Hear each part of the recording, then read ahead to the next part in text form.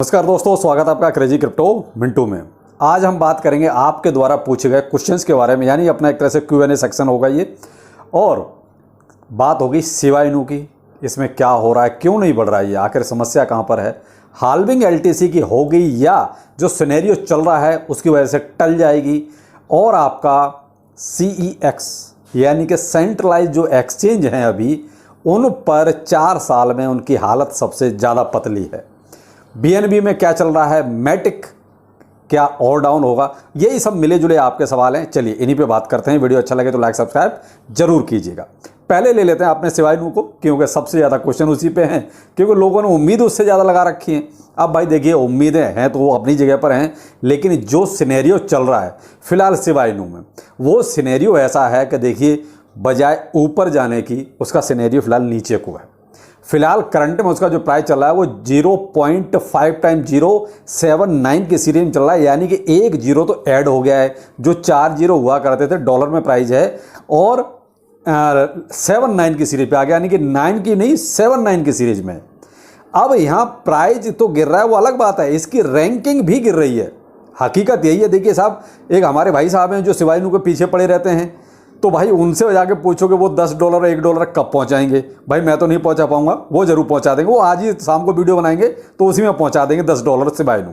लेकिन मैं आपको हकीकत ये बता रहा हूं कि अभी फिलहाल शिबाइनू में किसी तरह की कोई मूवमेंट ऐसी नहीं है जो कि आपको ये लगे कि हाँ इसमें कोई तरक्की हो रही है। इसकी एक ही तरक्की का राज है, वो है सीवेरियम। जब तक नहीं आएगी देखिए तब तक साहब इसमें कुछ बहुत ज़्यादा होना जाना नहीं है। हाँ, एक अपडेट जरूर इसमें हुआ है, वो हुआ है आपका मेटावर्स प्रोजेक्ट। इसका एक रॉकेट पॉन्ड के नाम से एक तरह से रिवील हुआ है। तो वो कहते हैं रॉकेट पॉन्ड, तो जो रॉकेट है ना वो तो अभी इसके किसी काम का नहीं, क्योंकि प्राइस कोई भी रॉकेट हो नहीं रहा। अब पॉन्ड तो वैसे तालाब होता है देखा जाए तो, हाँ इसका प्राइस गड्ढे में जरूर जा रहा है। तो रॉकेट पॉन्ड का अलग अलग अगर आप बाइफरकेट करेंगे तो प्राइस उल्टा सीधा हो रहा है। रॉकेट तो हो नहीं रहा, क्योंकि रॉकेट तो ऊपर जाता है लेकिन इसका प्राइस नीचे जा रहा है। पॉन्ड यानी गड्ढे में तो जा रहा है। तो भाई अब मेटावर्स इनका एक प्रोजेक्ट रिवील हुआ है, देखते हैं क्या कुछ इंपैक्ट आता है। वैसे कोई उम्मीद नहीं है, मैं आपको बहुत क्लियर कट बोलूँ तो। देखिए शिबाइनू होल्डर्स, देखिए उम्मीद रखिए, उम्मीद मत तोड़िए, लेकिन ये है कि भाई थोड़ा सा सिवेरियम का वेट कीजिए, तब आपको सारी चीज़ें अपने आप सिचुएशन क्लियर हो जाएंगी। रैंक इसकी गिरकर जो है 17 पे पहुंच गई है, यानी कि जो अपनी टोकन्स की रैंक है, कॉइन्स की रैंक है, उसमें वैसे ये 14-15 यहाँ तक कि 13 पर भी गया अभी, लेकिन अब तो ये 17वीं रैंक पर आ गया, यानी कि ऊपर की बजाय नीचे आ गया। अब इससे ऊपर एक स्टेबल कॉइन डाई है, वो स्टैंड कर रहा है। तो कुल मिला के शिबाइनू का यही अपडेट है, इससे ज़्यादा भी कुछ नहीं चल रहा है। LTC की हाल्विंग क्या टाइम पर होगी या नहीं होगी, आप ही के द्वारा पूछा गया सवाल है। तो देखिए साहब, हाल्विंग से और इस सिचुएशन से कोई लेना देना नहीं है। हाल्विंग अपनी जगह पर है, सिचुएशन ये जो चल रही है वो अपनी जगह पर है। तो हाल्विंग LTC की जो टाइम है अगस्त में वही होगी, उसी टाइम पर होगी। हाँ, जो इंपैक्ट आएगा वो आएगा आपका देखिए प्राइस पर। अगर देखिए जो सिचुएशन चल रही है, अगर ऐसी सिचुएशन और लंबी खिंची या कोई और फंड आया तो मे भी जो प्राइस पर इंपैक्ट आना चाहिए वो जरूर आएगा। वो देखिए जो आपको प्रॉफिट, जो हम उम्मीद लगा के बैठे हैं कि हाल्विंग के टाइम पर एक अच्छा प्रॉफिट मिलता है, तो शायद ना मिले। मिलेगा जरूर, लेकिन आप ये कहो जितना चाहिए उतना नहीं मिलेगा।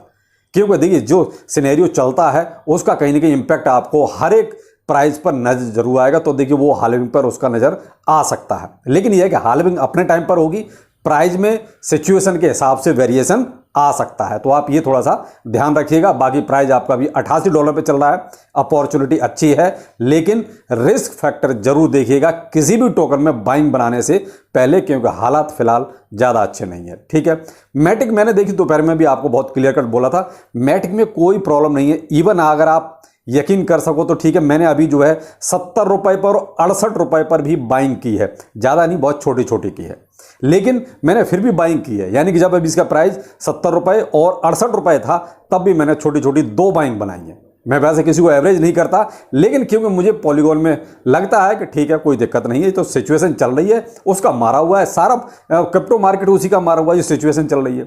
तो हम अकेला पॉलीगॉन मैटिक को अगर ये दोष दें तो वो ठीक नहीं है।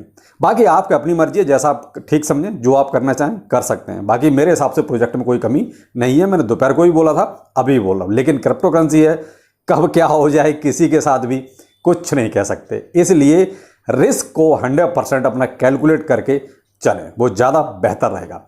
अब यहाँ एक सबसे बड़ी बात और भी निकल के आ रही, वो ये है कि बीएनबी देखिए अभी भी वहीं फंसा हुआ है, यानी कि $265-260 यहीं पर बीएनबी अटका हुआ है। इस बीएनबी का थोड़ा सा ऊपर जाना ज़्यादा जरूरी है, क्योंकि देखिए बीएनबी जब का प्राइस जब ऊपर जाएगा ना, तो एक जो बाइनेंस के साथ जो फंड जुड़ गया है उसकी कहीं ना कहीं थोड़ी सी क्लियरेंस ही हो जाएगी, यानी कि एक तरह से आपको ये हो जाएगा कि शायद फंड दूर हो गया। अभी भी बीएनबी को बचाने के लिए देखिए पापड़ बहुत बेले जा रहे हैं। ये मान लीजिए 100 मिलियन यूएसडीटी का हॉटबिट से बाइनेंस पर ट्रांसफर किया गया है। अब देखिए हॉटबिट ऑलरेडी बंद हो रहा है। हॉटबिट ने तो अपनी पहले से ही वो कहते हैं घोषणा कर रखी है तो बंद ही हो रहा है, उसने तो अपना काम धाम समेट दिया है। आपको भी बोल दे कि भाई अपना फंड वहां से आप विड्रॉ कर लो, लेकिन फिर भी वहां से हॉटबिट से 100 मिलियन यूएसडीटी बाइनेंस पर शिफ्ट किए गए, यानी कि ट्रांसफर किए गए। तो क्या है, कहीं ना कहीं बीएनबी को पूरा सपोर्ट दिया जा रहा है। तो बीएनबी मुझे ये उम्मीद है कि ज़्यादा कुछ होना जाना नहीं है। हाँ, ये जब करंट में ऐसा कुछ होता है तो ये सिचुएशन थोड़ी सी बिगड़ती भी है, उसी का डैमेज कंट्रोल है। मैंने आपको कल भी कहा था कि 100 मिलियन यूएसडीटी आए हैं और आज फिर आपको ये तारम हॉटबिट से आए हैं। तो ये क्या है कि पीछे सपोर्ट जब लगता है कि थोड़ा सा कुछ गड़बड़ है, कहीं ना कहीं से आ जाता है, तो वो कहता है सीजेड बाइनेंस, यानी कि गोटिया तेज आदमी है साहब, ऐसे कैसे सब कुछ चला जाएगा, ऐसे नहीं है साहब। तो जो भी है, लेकिन फिलहाल मैं तो यही कहता हूं कि मार्केट में जो चल रहा है वो अपनी जगह पर है, लेकिन सीजेड बाइनेंस अपनी तरफ से पूरा लगा हुआ है। तो इतना आसान नहीं है कि सब बाइनेंस को कुछ भी कर देना। लेकिन ये है कि फिर भाई एसएससी भी हम कहते हैं अमेरिका का सबसे मजबूत संस्था या अमेरिका टॉप मोस्ट कंट्री है, तो कहते हैं अच्छे अच्छों को उसने ठिकाने लगा दिया है। तो हम इस भी मुगालते में न रहें कि बाइनेंस का कुछ नहीं होगा। देखिए साहब, अमेरिका अगर अपनी इसी पे आ जाएगा तो बहुत कुछ भी हो जाएगा। ये कुछ लोगों को मेरी ये वाली बात बुरी लग सकती है, लेकिन ये भी फैक्ट है, अमेरिका अगर अपनी सी पर आ गया तो बहुत कुछ बिगड़ भी जाएगा। लेकिन सिचुएशन है कैसी होती है, क्या होती है, डिपेंड करता है।